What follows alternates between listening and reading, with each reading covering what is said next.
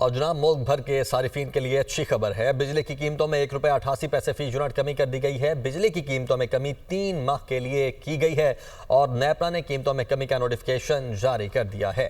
ज़ीशान यूसुफजई इस्लामाबाद से हमारे साथ मौजूद हैं। ज़ीशान, बताइएगा किस मद में ये कमी हुई?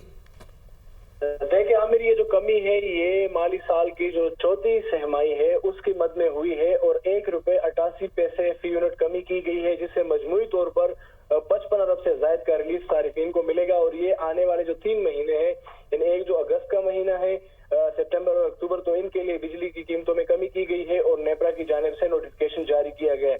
इसके अलावा जो डिस्को सारिफीन है उनके लिए फ्यूल कॉस्ट एडजस्टमेंट के मद में अलग 77 पैसे फी यूनिट जो है वो कमी की गई है। तो मजमूई तौर पर 2 नोटिफिकेशन जारी किए गए हैं। एक नोटिफिकेशन मुल्क भर के तमाम सारिफीन के लिए है और जो दूसरा नोटिफिकेशन है वो सिर्फ जो बिजली की सरकारी तकसीम कार कंपनी है उसके लिए कि इलेक्ट्रिक पर उसका इतलाक नहीं होगा।